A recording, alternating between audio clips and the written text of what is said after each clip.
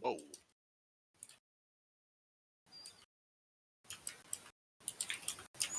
Did you guys hear that? Mm-hmm. It's the first time I've heard that. Yep. Jesus.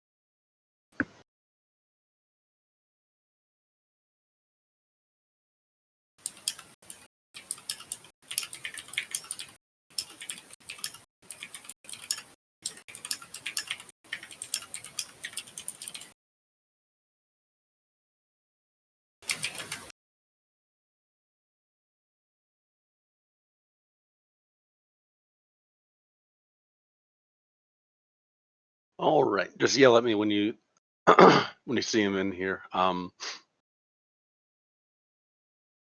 Usually people that have to create new accounts where it makes something pretty obvious, like, David Seymour for a name. Yeah.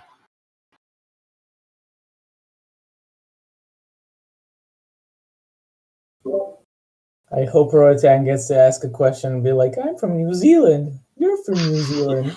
We're both from New Zealand. I don't think I want to ask a VC question. Aw. You'll hear the beautiful voice, which is David Seymour, though. Does he have a cool voice?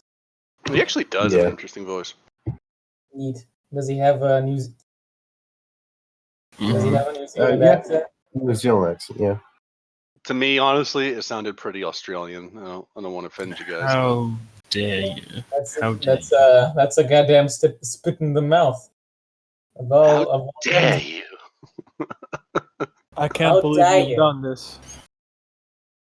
You need to say it in a New Zealand accent. Fucking, how dare you?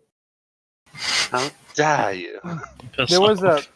There was this guy, what's his name? I think his name was like Incel or something, or Genius Incel. He's Ben. Yeah, he got he kept doing the Australian accent. Or no, actually I don't know what he was trying to do. I think he was trying on the barbie. He was trying to do an Australian accent with like Ryan or something. That pissed him off hard. Is he still here? You better hold off before I call Crocodile Dundee. Brian is detained. And he's in detain chat insisting that we need to fix our shit and stuff, so. Nice. Is that new in any way?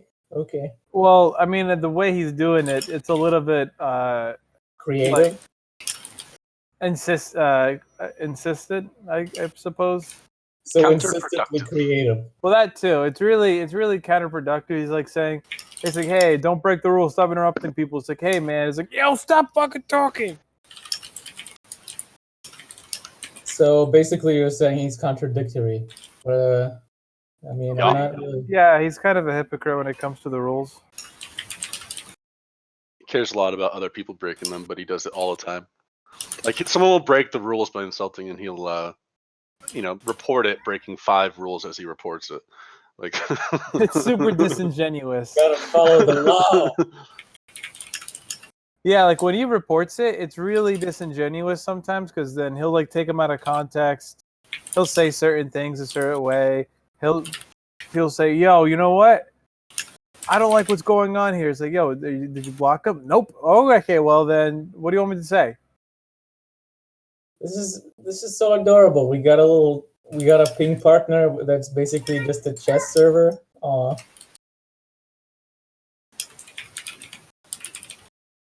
Rotan, how good are you at chess? Awful. Truly awful. Wanna go with me into this server and try on a new experience? You know, I tried By the way, I didn't read the line that says "not a chess server." I retract that statement. You know what's like a really good thing to mix like with water with water if you like have like an acid reflux or something. As far as I could tell, it's like I tried apple cider vinegar. It's actually pretty good. That information is not really needed now, is Yo, it? listen, bro. I feel like I gotta say it. Or no. Anyways, go on. No, you What don't. What were you saying? These are not my facts, yo. You know what? Facts don't care about your feelings. Oh man, I Your remember that feelings shit. don't care about my facts, yo. Yo, you should. I can imagine someone like in an AMA, like when it comes to Ben Shapiro, it's like, so facts don't care about your feelings until it's religion, right, Shapiro? You watch him go off or something. I mean, no. Dude, how much would it cost to get Ben Shapiro on an AMA? Yeah, how much you willing to pay, Tim? Yeah. How much you willing to pay, Tim? How much are you willing to I'll pay, pay Timothy? any amount of your money. Tim Tam. And Oh yeah, Fox apparently is undergoing testing for corona, right?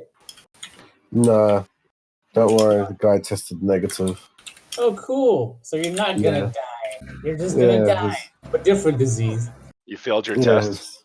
You gotta study harder. Yeah. Nice. You gotta study harder for corona. What do you think? I think he might be here now. David Seymour Act. Dude, that should be it. I'm so happy for you, New Zealanders. You have a population twice less than me, and yet we have MPs from New Zealand and not from Israel coming here. Yeah, that will probably be him. Yeah. There was some misunderstanding. The guy I was talking to last night kept having the idea that I would call him. He's trying to explain that he's got to join the VC, but didn't seem to be coming through. Let's see. Welcome. Where's the Act? We got to give him verified eCeleb and frequenter. Okay. If he doesn't answer Kiwi, you know he's not from New Zealand.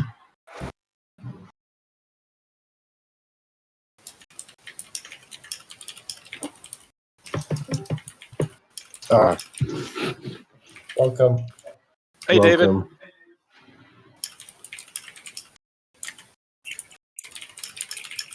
Rorton, let me mute your mic. Oh yeah. Okay, I think he's like this. I think I'm here. Hello, everybody. Hey there, how you doing?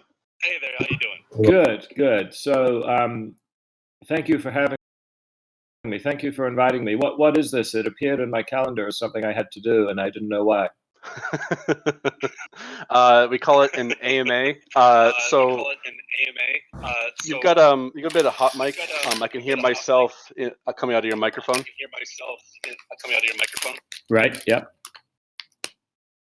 Yep. No. So I can hear you, Tim. Oh right, but I'm just saying I can hear myself coming out of your microphone. Are you on speakerphone on mobile? Oh no, I'm just on my laptop, but I can get some AirPods if that helps. Oh, that should be good. Yeah. No, it just. And they're dead. Let me try it. I'm gonna try my Bose instead.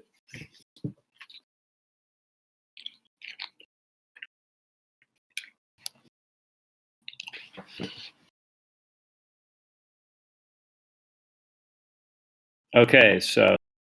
All right. Test. Should be better now. 1 moment. Still hear something coming out on your end from mine.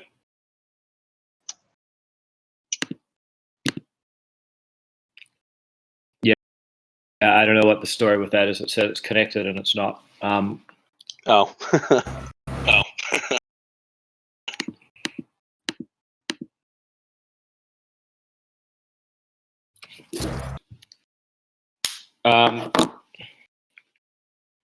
Look,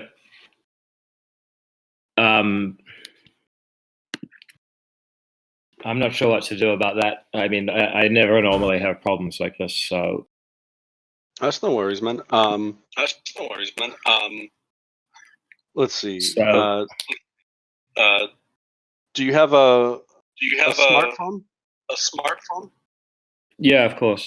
So if you download the app on your smartphone and you click the same link, and just hold it like you're on a phone call, that should work. Right.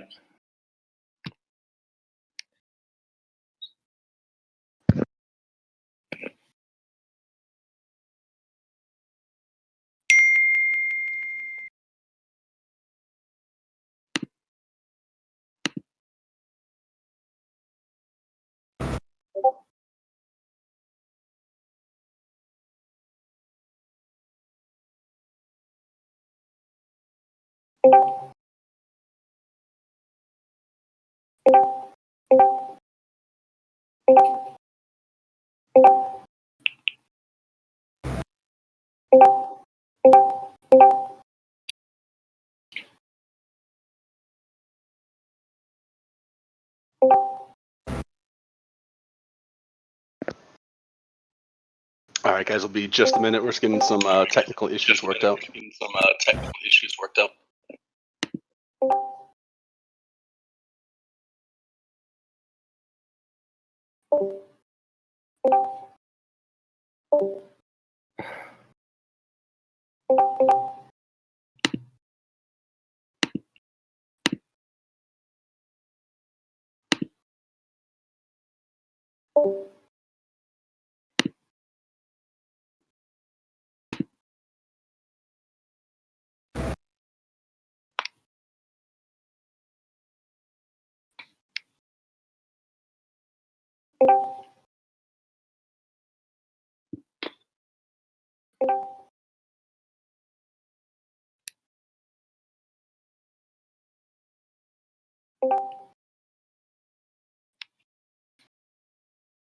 Okay.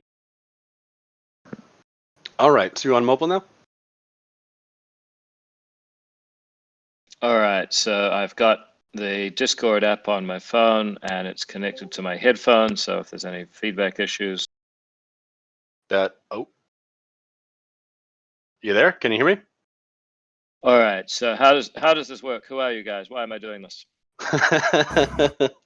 So we're just a political Discord server.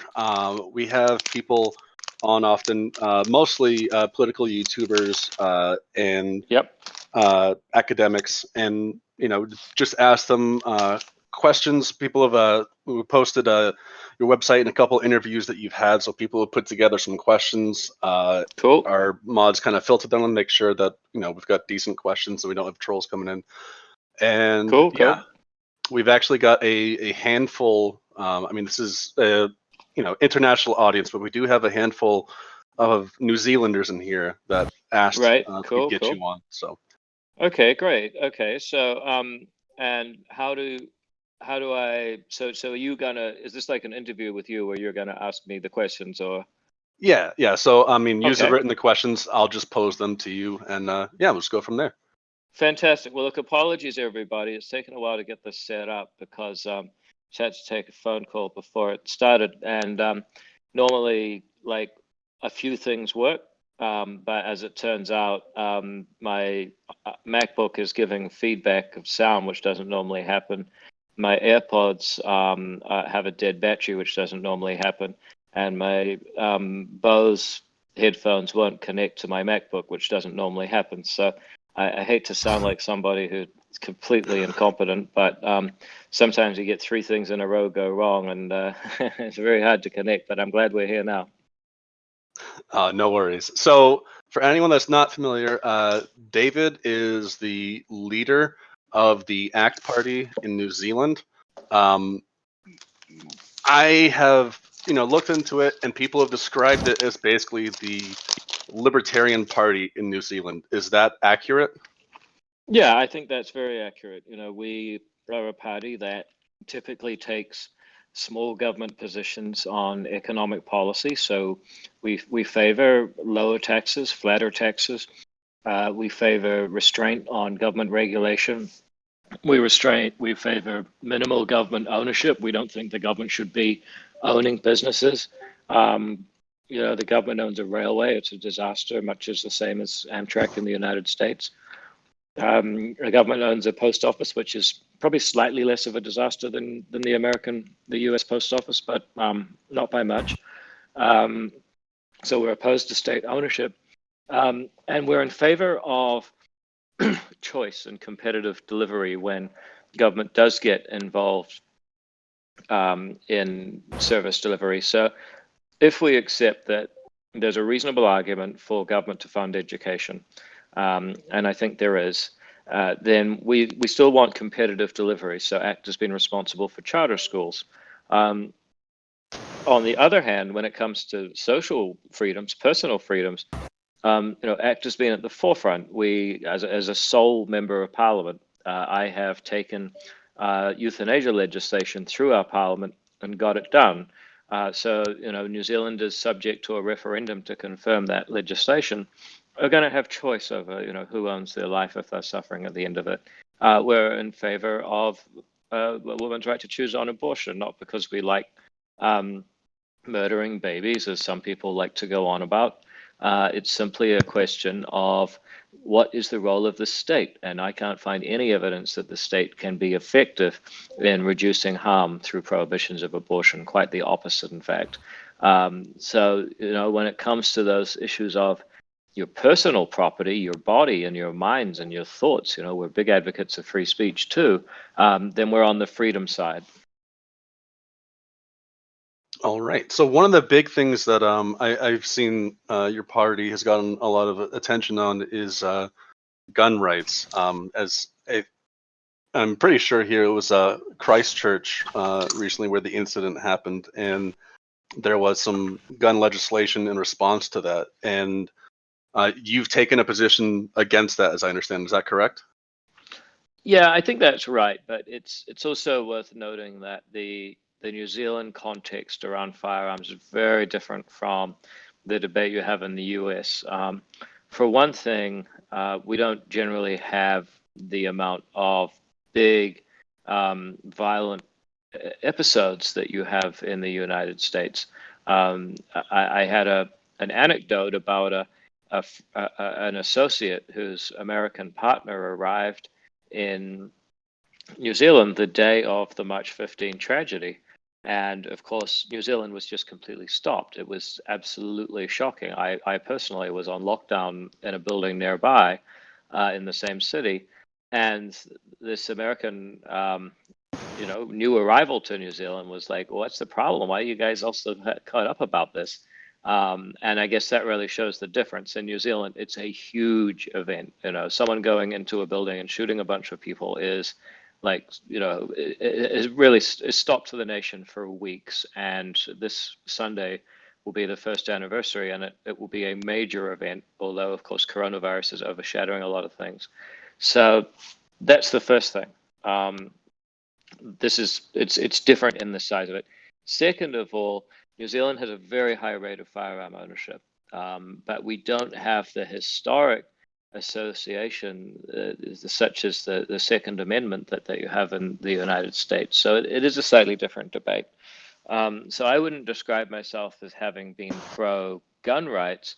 I'm just in favor of due process, the rule of law, and private property rights. And in the wake of that tragedy, the New Zealand government and actually every other party in Parliament found themselves in a very difficult position because they had,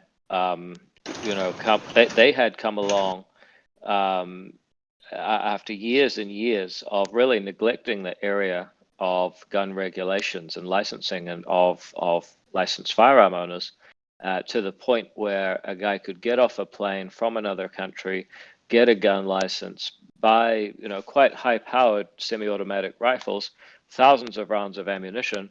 The New Zealand police signed off on all of it. Nobody ever met the guy or asked him any questions, and then he went and shot 50 people. So the other parties in Parliament were responsible for that, and they needed to do something in order to show that they, weren't asleep at the wheel. Now, what they actually did, which was completely wrong, was they just went and banned basically all centerfire semi-automatic firearms. And instead of doing that through a proper process, they went along and really just ostracized and demonized a whole group of New Zealanders who owned firearms, but were just as disgusted at what happened as anyone else. And I thought that was wrong. All right. So Fox Terrier wanted to know, do you believe that all guns should be legal, or do you support certain restrictions? Oh, look, I support restrictions. I think that it's all very well to take the pure libertarian view that the government is evil, and we want to have the right to defend ourselves against that. But I do think there are other dangers that we face in life as a practical matter. And one of the problems we face is just asymmetric power. So, 200 years ago, you had some guy with a sword could probably go and take out a few people, but, wasn't going to create a major threat to my life unless I had the misfortune of being near somebody who was out of control with a sword. Now you have much greater technology and much greater powers. And I think there is a role for the state to restrain, the use of asymmetrical, power against groups of people.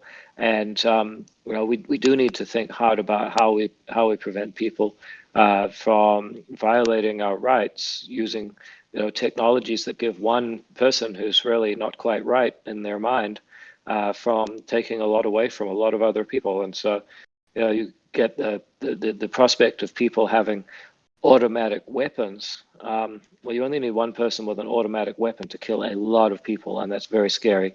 So, I support the restrictions that we've always had in New Zealand, that outside of specialist collectors, you haven't been able to own an automatic weapon. All right.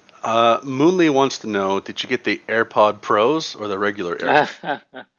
I really want to get the AirPod Pros, but I finally bought the Bose Q35s, which are amazing, but of course you're wearing this great apparatus on your head, and so I want to get the AirPod Pros, but because I just bought these, I feel like getting more AirPods. Buying more AirPods just after buying the Bose is not going to help me be a well-funded person in retirement, I suspect.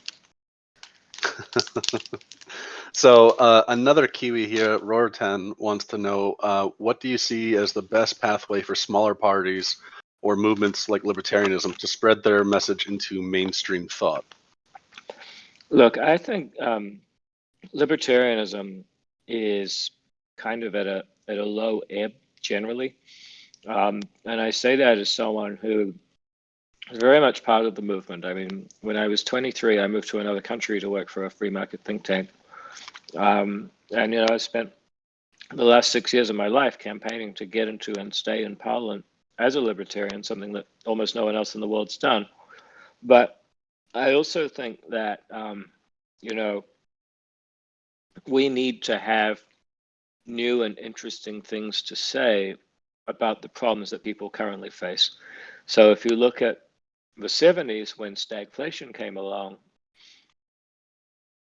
libertarians had the answers. I mean, Milton Friedman and Anna Schwartz had the answers that inflation was everywhere and always a monetary phenomenon, and monetarism, largely it solved a problem that a lot of people had, i.e., they didn't have a decent means of exchange, and it actually increased freedom because it took the control of money away from politicians of the day. People who think our monetary policy is bad now forget what it was like before the 80s. So, we got to have answers for problems and challenges that people have today. And I look at what are the challenges that people face. Well, it's precarious employment. It's in climate change, perceived or real, is what is on most young people's minds. It's mental health. People face huge anxieties in this world, and they want solutions to that. And it's something else I completely forgot. But anyway, I look at the challenges that people face, and I say, well, what can a libertarian say to those people, based on our beliefs in a free society? And I think we actually need quite a serious evolution. I mean, I look at this Freedom Fest in Las Vegas, and I always think maybe I should go. And now, like, their advertising material is like speculating that the Chinese started coronavirus. I mean, they're completely out to lunch. So, we need a new commitment to refreshing libertarianism. We need to think about what Hayek said, that we need to make the promotion of a free society a deed of intellectual courage, as Hayek said all those years ago. All right. And Temi wants to know, what are your thoughts on carbon neutrality? Well, first of all, I think it's something that is going to happen anyway. I think basically technologies that use a lot of carbon for various reasons have been on the way out for 200 years. So if you look at lighting, if you read Matt Ridley's Rational Optimist, he gives a description of how much work and energy is required to provide 1 lumen of light.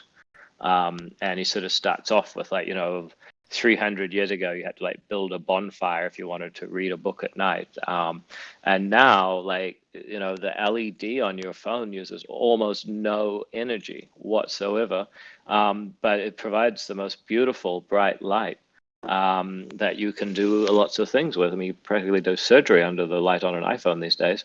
So, we've been decarbonizing for 200 years. I mean, you look at the difference between steam trains and cars, and now you've got hybrids, then you've got electric cars.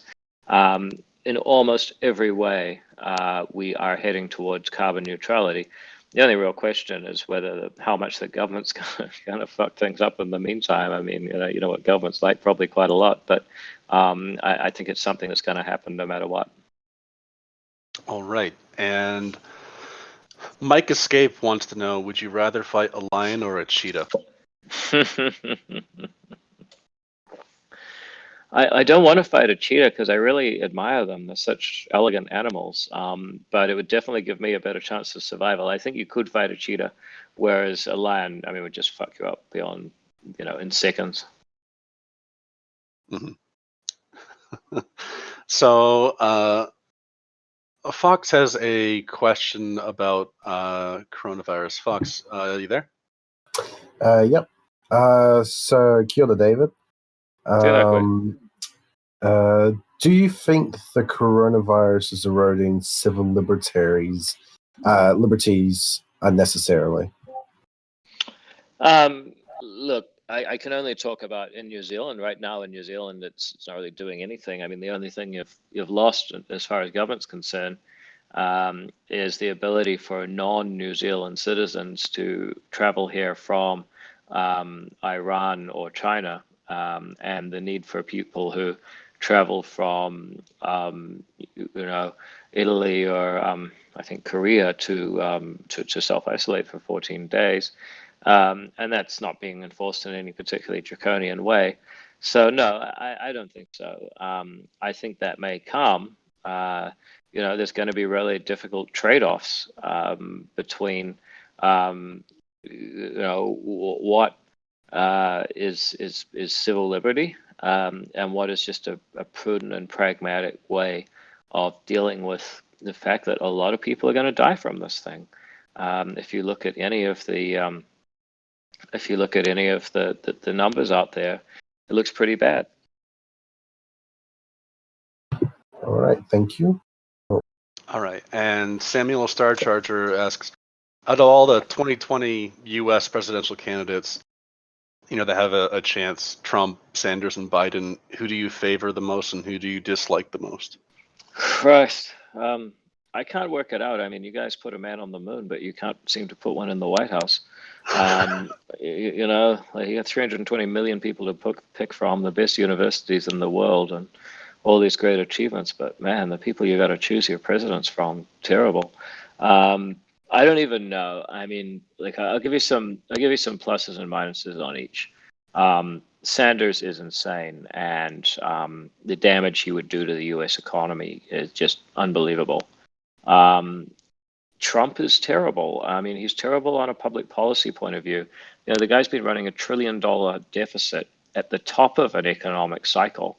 Now it appears in the last couple of weeks the economic cycle's turned. What's he going to do now? Run a $2 trillion deficit? The guy is just grossly irresponsible to run a budget like that. So he's certainly no friend of liberty. And I think the other thing that Trump's doing is that he is eroding the civility that made America possible. So, in order to have all those enlightening conversations that led to the founding fathers drafting the various documents that really made America what it is, they had to have a civil conversation. They had to work through their differences. Now, you look at the sort of political environment that Trump is partly a product of and partly a contributor to. That's not the kind of environment that allows people to sit down, have a rational, civilized discussion and found a great republic like the United States. So he's doing huge damage there. So I wouldn't want to choose him. And Biden, I mean, I don't know anything about everything I know about Biden. I've learned from reading about his alter ego, Diamond Joe, on The Onion. So, based on that, I would have to go with Biden. Okay. Ash122 wants to know if you support freedom of speech. What are your thoughts on the paradox of tolerance, where the idea is if we tolerate intolerant speech, then we may have a more hateful society and actually lose freedom of speech? No, I mean it's a misunderstanding of history. The Nazis used suppression of free speech to gain power. That was the problem. The problem wasn't that people that the Nazis used free speech to gain power. They suppressed their enemies' right to free speech. So that's your first issue. The second issue is that, as good libertarians, we should be following Hayek and looking to the main bulwark against oppression of our liberties is actually the rule of law, and we should be saying, well, how is it possible to have a censor who can take away your rights to free speech in a way that's compatible with the rule of law? And it's not, because as Hayek says, you should be free from arbitrary coercion by another or others. Now, if once you have some idiot who decides what's offensive and what isn't, you no longer have the freedom that is guaranteed by being able to go and look at the law that's written down that guarantees everybody the same rights. You've got some other person who can arbitrarily coerce you based on their subjective opinion. So again, this is not an issue about the paradox of tolerance or any of that crap. It's not borne out historically. What is important is that we uphold the rule of law, because that's the only real protection we have against tyranny. Okay. Rorten asks, he says, one of the earliest sociologists, Ibn Khaldun, said in the 1400s that government is an institution which prevents injustices other than it commits itself. Do you agree with this definition? Well, I read that in the comments half an hour ago, and I I hadn't read that before, and I think it's a really interesting observation. And I've only known about this for half an hour, but it sounds so. I might change my mind in the future, but it sounds about right. The New Zealand government, by and large, does prevent injustices. There's some crime, but most people, most days, are not subject to a crime, any breach of their liberties, and we're largely defended from injustices from outside. We live in outside New Zealand, so except for those damn people that ring up and try to scam you with the telephone. But like by and large, we're pretty well protected here in New Zealand. However, it's also true there are a great many injustices perpetrated by the New Zealand government. The distortion of our land markets has led to massive transfers of wealth between generations. The monopolization of education has just meant misery for particularly poorer kids for generations. And the persecution of people who get on the wrong side of a bureaucratic snafu is absolutely terrible. So, at face value, the idea that government protects people from injustices except for the ones it creates itself is a very, very wise words. All right. And Minty wants to know, what are your thoughts on trans rights? Like I'm all just you do you, I'm not hurting anyone else, that's fine. I think there is a real issue when people want to say that biological sex does not exist. And not only that, but they want to prohibit other people from saying biological sex does exist. And it leads to situations where, for instance, you had a trans woman in Vancouver who wanted to be waxed at a genital waxing bar in Vancouver, and the employees at the wax bar said, we only wax women. And this trans woman said, well, I'm a woman. And I said, well, from our point of view, you're very much not. That's where it leads to tensions, and I tend to side on the principle of treating people with respect and dignity, and also being prepared to speak freely and describe what we see in the world, because I think one of the dangers is that we lose our Enlightenment values, where you're able to make empirical observations about the world and say what you see. And the fact is that biological sex is a practical reality, and I'm not saying we need to be rude to people about it and say, you're denying reality and blah blah blah. But equally, where necessary, we do have to be able to come back to saying what the reality is. Okay. Do you think that drugs like marijuana, cocaine, etc., should be legalized? In a perfect world, absolutely. I don't think prohibition's been successful. I think that the New Zealand public, for sure, are a long way from believing that. And I also think that there's a real difficulty that is emerging in Canada, which is that, the sort of classic sort of libertarian stoner argument has been, legalize it, regulate it, and tax the shit out of it. That's what they like to say. But, if you put a tax on cannabis like we have in New Zealand on tobacco, where it's, $35 for a pack now, it's completely outrageous. No one's going to buy legal cannabis at that price, so you can't tax it so much. If you regulate it like the Canadians have, where only the provincial governments are able to distribute them, and basically the government's now selling weed to the people in Canada, it's very odd. Then that's going to further disadvantage the legal market actors versus the black market actors. And this is a really fundamental problem, because the promise of a legal market is that it's going to be somehow safe and regulated and so on. And yet, once you do that, people will just vote with their feet and go back to the black market because it'll actually be more competitive. So, I think if people need to be clear that if they legalize, they're talking about an almost entirely, almost entirely,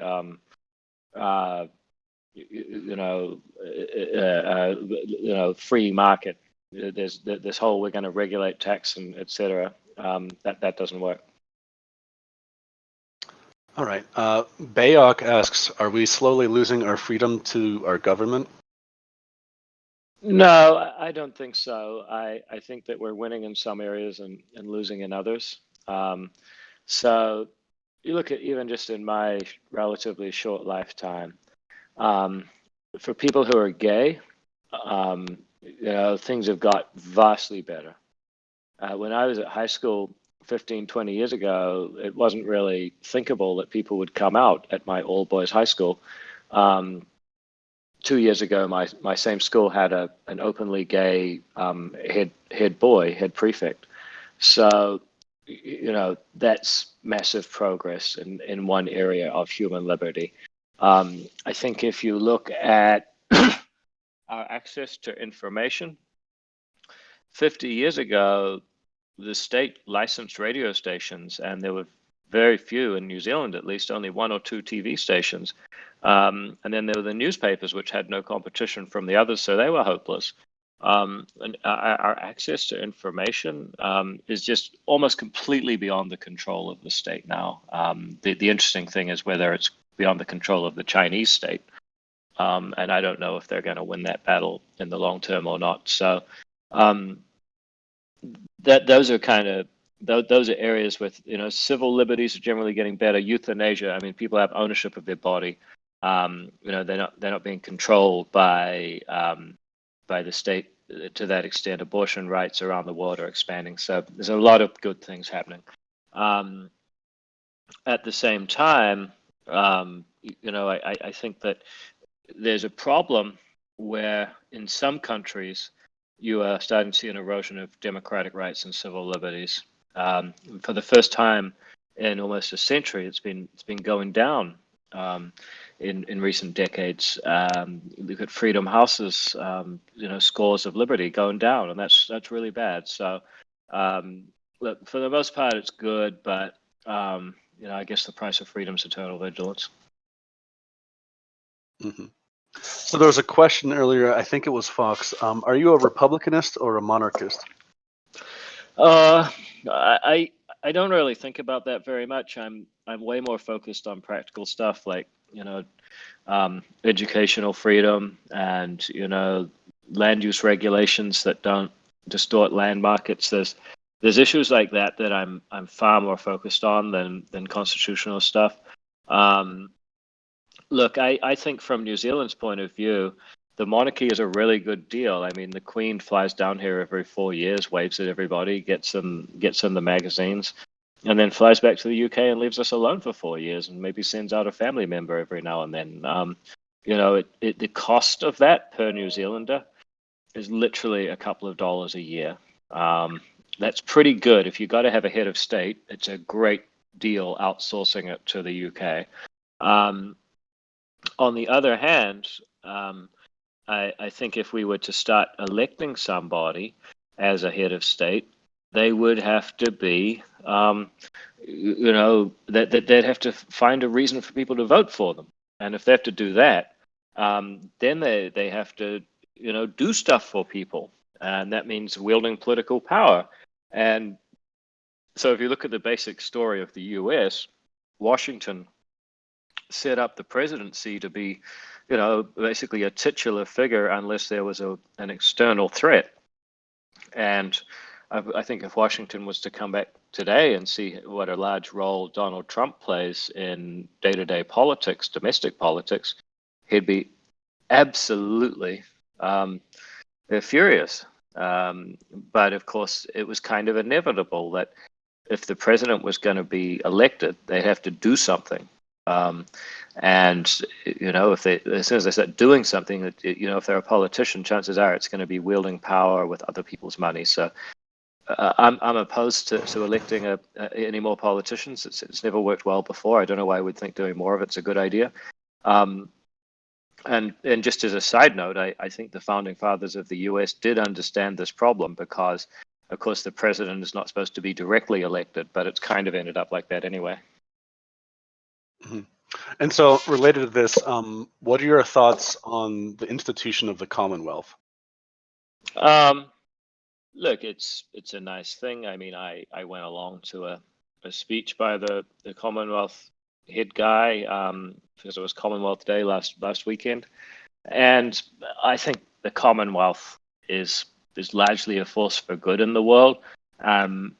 It's a largely voluntary institution, and at various times it has actually been used for good purposes. So, Zimbabwe, for instance, was kicked out of the Commonwealth at one point, and so they should have been. And of course, eventually they said, "Well, we want to be included in the Commonwealth again." So, they had to improve their behavior. I think a similar thing may have happened with Pakistan. I'm sorry to Pakistan if I've got that wrong. But at various times, the Commonwealth has been a forum for people to say to various governments, "Look, you guys are acting out of line." So, I don't spend much time thinking about the Commonwealth. I think probably the Commonwealth Games are like probably the most important thing they do, and what a great tournament that is. By and large, other things being equal, I think the Commonwealth's probably a force for good. Okay. Spaceman Boris wants to know, do you support socialized medicine? No, that's a terrible idea. All right, enough said. Oh, geez. Samuel has an odd question. Would you rather, 1, be in a room with Putin, Trump, Kim Jong-un, and Boris Johnson for 5 hours, or 2, listen to a 7-hour speech from PM Ardern about gun control? Oh man. Well, the good news is I don't think that our prime minister could speak for that long about any topic actually. But look, it'll be fascinating to be in a room with those people. I mean, Kim Jong Un, what a fascinating guy. I mean, what do you do when you inherit a small dictatorial country that may have nuclear weapons but is surrounded by enemies from your great grandfather who was a demagogue? I mean, shit, it'd be fascinating to talk to him like, "Hey buddy, what's going on?" Obviously any sane person would love to be in that room and just find out what those people think and what they're really like. All right. Dexter says that as a member of the New Zealand Parliament, you have been an extremely effective leader. What, in your opinion, makes a good leader? A couple of things. I mean, because we're very kind, I don't know if I qualify, but I think good leaders recognize the inherent dignity in every individual. And they do that in an empowering way, so they don't say, "Oh, you poor person, we're going to give you this or that or make your life better." They recognize that every individual has the ability to make a difference in their own lives. And so, when that comes to policy prescriptions, a lot of the current New Zealand government's rhetoric, although they don't say it explicitly, is based on the assumption that a lot of people are a bit hopeless and they're vulnerable. You hear this word all the time now. Everyone's vulnerable. And actually, I think really what we need is empowerment. We need achievement thinking that people can actually make a difference. So that's the way to truly be respectful of the dignity of every individual. And that's what real leaders should do. All right. Lucas wants to know, do you think same-sex marriage should be legal? Yeah, I mean, yes, I think if you're talking about a world where people need the government's permission to get married, then the government should not discriminate. I question whether the government needs to be involved in marriage at all. I think people should just be able to get married to whoever they want. It's just a contract, right? And I think that people should be, that those contracts should be if people want to sanctify those contracts according to their own institution or not, that's absolutely fine. If the Catholic Church wants to sort of give you its own version of marriage with its own ceremonies and stuff, and they don't want to do that for gay people, well, I think that's another reason we shouldn't have much time for the Catholic Church, but it's still their right to do it. All right. And Moonley wants to know, do you believe that body is property? Absolutely. All right. Easy enough. Let's see. Electron wants to know, do you believe that anything good comes out of Australia?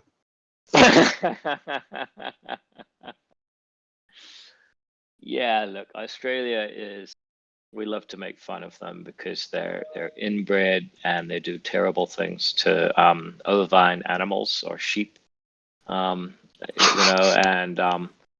they have a lot of sporting embarrassments and failures, particularly stemming from trying to play New Zealand. So look, there's a lot to make fun of in Australia. It's certainly true, but they are our closest friends. They're the country that is most like New Zealand. They're our only true military ally. And they're our biggest trading partner. And of course, many in New Zealand, we have freedom of movement between the two countries, which I think is a great example for Europe and the Americas, that you can have freedom of movement between different countries without having to set up some sort of supranational government to do it. I could go and live in Australia for the rest of my life, no questions asked, and I'm really grateful I can do that. But I don't want to answer to a government in Sydney to secure that right. And New Zealand and Australia have shown since the early '80s that it's possible to do that. So we're great free traders. We're a great example of independence and cooperation on the world stage. And a lot of really good things have come out of Australia. It's a great society. They've produced some tremendous musicians. They've produced some great businesses, and they've produced some tremendous athletes. You look at, I was lucky enough to meet Ian Thorpe recently. They produced some great swimmers, for example, some great tennis players. So there's a lot to like about Australia. All right. And Fox wants to know, in your political career, what is the most difficult thing you've ever had to do?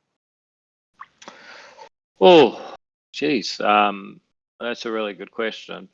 Look, I think, probably it's been, just dealing with the fact that there are not a lot of libertarians around. So, most of my politics is about building coalitions. And inevitably, we have to build coalitions with people who don't share freedom values. So, if you look at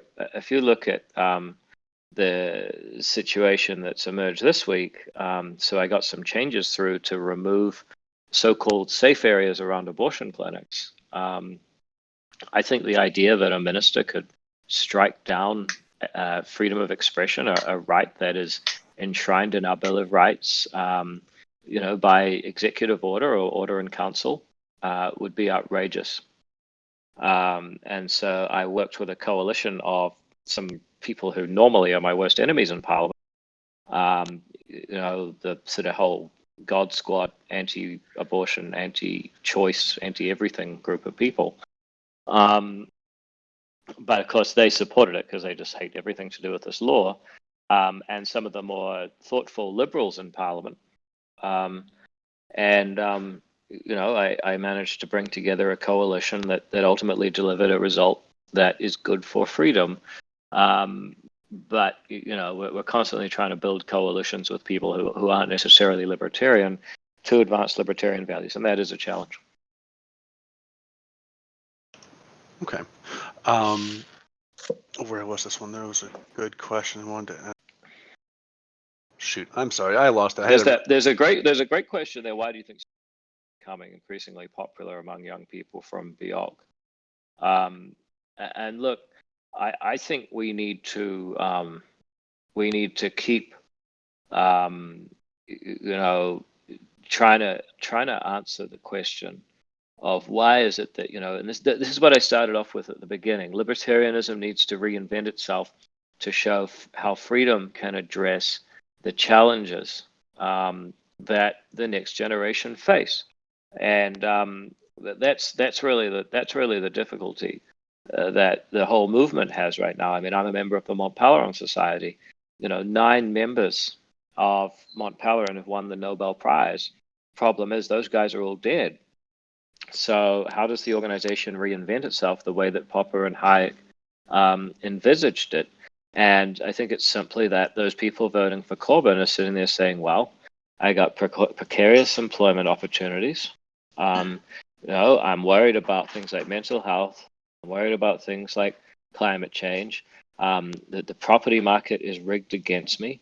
And when I go to the beach, infrastructure has been maintained so badly that there's sewage washing out on the beach when it rains, which is a problem we have here in Auckland. So you're kind of sitting there as a young person with those concerns, and you're saying, what does libertarianism have to say? Now, I think it can potentially have quite a lot to say to all of those issues. But, at the moment, most of the libertarian movement still sounds a lot like what we were hearing in the 80s. What do you mean in the 80s? Well, in the 80s, the fundamental threat was big government. It came in the form of foreign governments, in Moscow being the most obvious one, but also all over Southeast Asia and Latin America. We had socialism we had to fight, and massive government excesses within our country. So, Margaret Thatcher on the miners who were trying to really bring the British economy to its knees. Here in New Zealand, with the most Byzantine regime of import and export controls and licensing for different jobs, and the government owned a whole lot of businesses that were hopeless.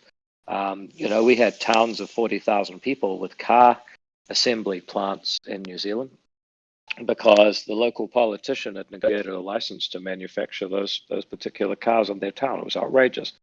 So all of those battles had to be won, and by and large, we did win. But we've become victims of our own success.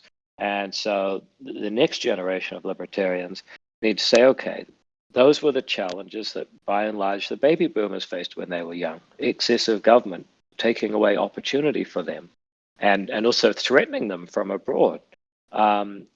Today, the communists are not threatening us. There are authoritarian governments, but they actually have capitalist economies now. In our own countries, we still have massive government overreach in civil liberties. In social services. But by and large, we have a free economy, and the internet has given us unparalleled, unprecedented choice in what we consume. The problems we face, infrastructure and land use planning has made the housing market impossible for a whole generation around the world. Mental health and anxiety and precariousness of employment are real issues. And then there's all these concerns around the environment, and particularly climate change. I think libertarians, if we want to maintain our core beliefs that the world is a better and kinder place when we don't initiate force against others, then we need to take that core belief and start showing people how our beliefs can solve the problems that are real to them today. Because ultimately, we believe in free market persuasion. We need to get out on the political marketplace and persuade some people. Okay. So I know you're quite busy. We only got a few more minutes here, so I'm going to merge a few similar questions. Roritan wants to know if you feel that ACT can gain significant popularity outside of Epsom. And Fox wants to know how many seats you think the party will get in the next election. Look, I think, first of all, yes, the polls show ACT getting another 1 or another 2 seats, sometime in some polls another 3 seats. So it's certainly true that we can elect more people. And of course, if we win Epsom and we get, say, 3%, we get 4 MPs. We don't need to make 5% to get more MPs. So yes, I think that's absolutely true that we can and on current polling will grow ACT. All right. And I guess in the sake of time here, last question I'll ask from Dexter. Unless you've got a few more minutes, but I don't want to pressure you. Oh, One yeah, more. I've got a couple of minutes. Yeah, sure. Okay. Well, next question is from Dexter. He asks, how and why did you get into politics? I worked for a free market think tank. That was a really good training. I volunteered for a political party. That was a way of getting networks and connections. I did it because I wanted to do something meaningful with my life and career, and I couldn't think of anything more meaningful to do than defend and expand the free society that I benefited from so much. And I also enjoy the counterintuitive challenge of trying to win political power, even though I don't particularly want to use it, because everyone else can just promise other people's money in return for votes, and I obviously am very averse to doing that. Okay. And Makalo wants to know, for obviously most of the users on here are politically interested, but for most everyday people in society that don't follow politics closely, what do you think is the I guess the driving cause of their political beliefs? Well, I think you have to, follow our underlying philosophy that people respond to incentives. People want to maximize their own welfare, and of course they do that with one of their most valuable resources, which is their mind, their mental space, and their time and attention. So, of course, rational people figure out that the more time you spend on politics, the less time you can spend on other things, but you don't get more reward for spending more time on politics. I mean, the most informed voter and the least informed voter both get the same number of votes and the same amount of influence. So rational people spend more time doing other things and less time on political information. So that's the first thing you got to recognize. Then you got to take into account the psychology of it. Most people are not sitting around, embracing the hobby of designing, a totally internally consistent way the world could be that's different from the way it is now. I mean, that's a really weird hobby. That's like collecting stamps or watching trains or something. Most people don't do that. Most people want a leader, which humans have wanted since we first came out of the caves, or probably even when we lived in them. So, they look to, does this politician reflect my values? Do they know what they're talking about? Fundamentally, do I like them? And that's why Jacinda Ardern is able to get away with, really being completely incompetent in terms of policy development and administration. But nevertheless, she is an extremely likable person. And I mean, I like her. I've known her for almost 10 years, and it's difficult not to like her. Problem is, she's just hopeless. Okay. And next question we have here.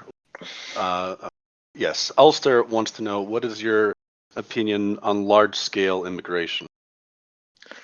Well, a couple of thoughts. I mean, one is that I don't think people should be forced to subsidize people unreasonably. So, we could get millions of people moving to New Zealand from third world countries tomorrow if we really wanted to. But that would be like saying that a relatively small number of people in New Zealand are suddenly responsible for subsidizing a whole lot of other people. And I mean, some people would say that's fair. I'm not sure it is. There's got to be a way of paying for the costs of the infrastructure and the capital and all of the things that new arrivals will benefit from. So that's the first thing. You got to price things accurately. The second thing I'd say is that one of the biggest things that people benefit from, one of the reasons people want to come to countries like New Zealand, is that we have very painfully, over many hundreds of years, developed a political culture that values freedom and tolerance. And so, I think if people want to come for that, we want to make sure that they share and support those beliefs. They have to believe men and women are equal. They have to believe that things like religion and sexuality are a private matter, not that you can't, publicly demand people take a different stance on. They have to believe in the rule of law and freedom of speech and so on. So people should stand up to those, sign up to those beliefs. Otherwise, I'm not so sure that they should be coming to a country like New Zealand. Okay. All right. So last question we'll have here is from Bayok. He asks, how do you feel about the OK Boomer meme and how the younger generation is looking down on older adults? Well, I think in New Zealand, and I suspect in the United States, one of the big problems, and I think the Trumps of the world contribute to this, is just a real lack of shared purpose and objective. This is a really big issue that we're facing. I look at market research we've been doing. New Zealanders aren't sure where we're going or why.